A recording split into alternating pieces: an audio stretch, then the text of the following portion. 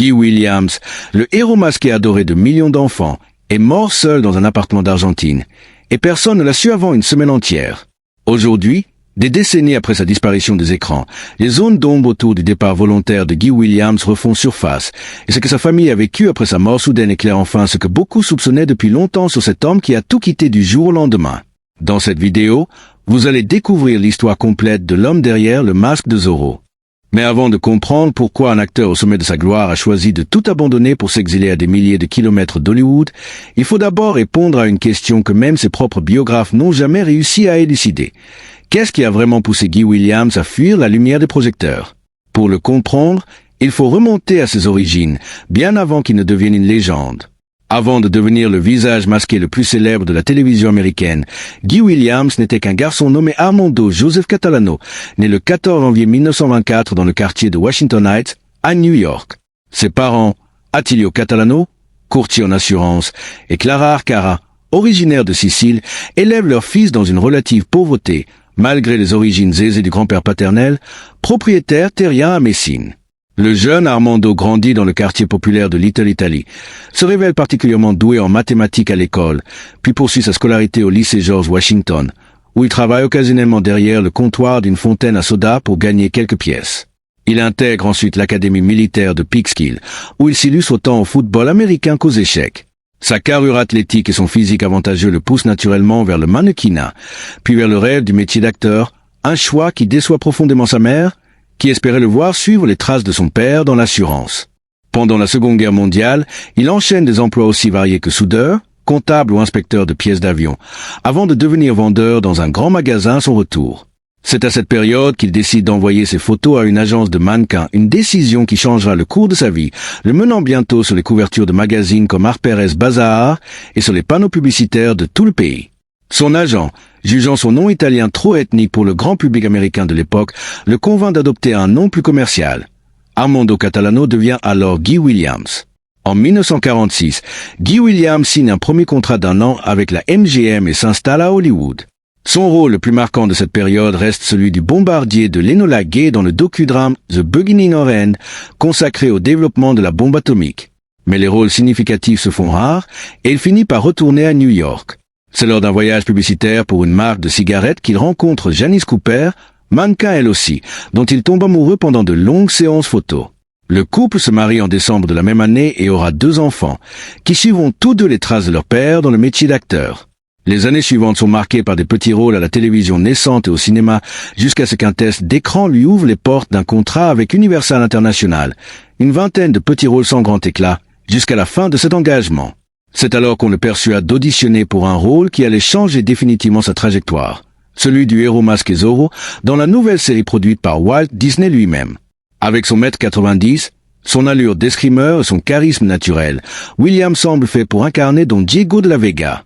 Mais le rôle exige des ajustements minutieux, jusque dans son accent espagnol, qu'il module patiemment au fil des premières semaines de tournage, sous l'œil attentif de Walt Disney lui-même, jusqu'à obtenir enfin son approbation silencieuse.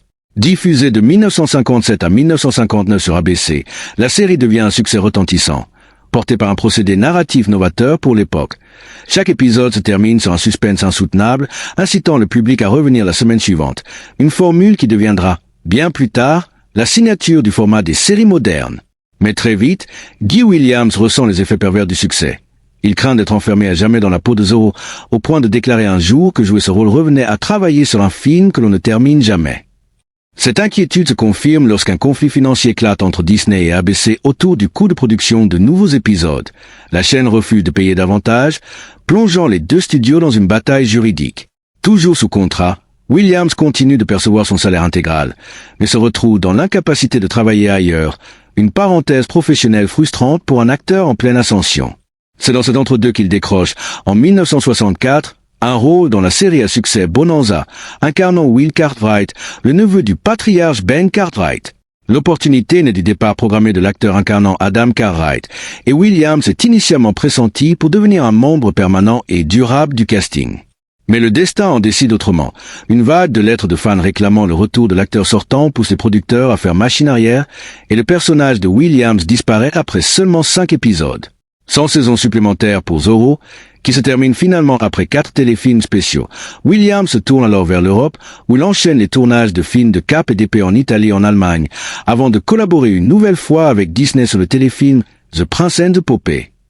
Si satisfait de cette parenthèse européenne, il confia plus tard avoir délibérément choisi de prolonger son séjour à l'étranger plutôt que de rentrer précipitamment aux États-Unis.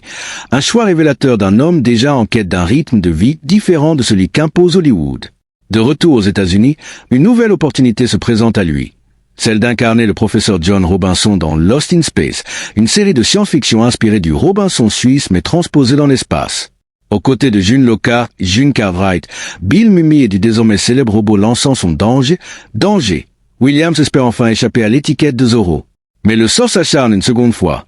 À mi-parcours de la première saison, les producteurs, sous l'influence des courriers de fans, réorientent l'intrigue autour du personnage comique du Dr. Smith, du jeune Will Robinson et du robot, reléguant le professeur Robinson et donc Guy Williams à un rôle quasi décoratif, limité à quelques répliques par épisode. Fidèle à son tempérament discret, Williams ne se plaint jamais publiquement, confiant simplement sa frustration au producteur Irwin Allen, qui tente, en retour, de lui offrir davantage de matière à jouer dans certains épisodes. Lorsque la série s'achève en 1968 après 83 épisodes, quelque chose s'éteint chez Guy Williams. Plutôt que de continuer à courir après les rôles à Hollywood, il se consacre à faire fructifier la fortune accumulée grâce à ses 2 séries à succès. Une gestion financière si avisée qu'il n'a, dès lors, plus jamais besoin de travailler. En 1973, lors d'un voyage en Argentine, il découvre avec stupeur l'adoration intacte du public sud-américain pour son rôle de Zorro. Cette reconnaissance inattendue, mêlée à la tranquillité qu'il trouve loin des projecteurs hollywoodiens, le convainc de s'y installer définitivement, ne revenant aux États-Unis qu'une seule fois, en 1983, pour une réunion télévisée avec le casting de Lost in Space. Son mariage avec Janice Cooper, qui avait duré 35 ans, prend fin cette même année.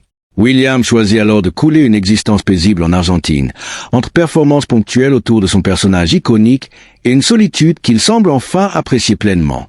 C'est dans cette discrétion qu'il s'éteint. Seul, d'un anévrisme cérébral, sa mort ne sera découverte qu'une semaine plus tard, en mai 1989, grâce à un autre acteur argentin. Ses cendres reposeront d'abord au cimetière réservé aux acteurs argentins de la Recolta, avant que son fils ne réalise, 2 ans plus tard, son dernier souhait, les disperser sur l'océan Pacifique, à Malibu et dans les montagnes de Californie qu'il avait choisi de quitter pour de bon. À 65 ans, Guy Williams laissait derrière lui l'image d'un homme ayant délibérément choisi l'anonymat plutôt que la gloire éternelle, un choix qui, près de 40 ans plus tard, continue d'intriguer ceux qui s'interrogent encore sur les raisons profondes de son départ.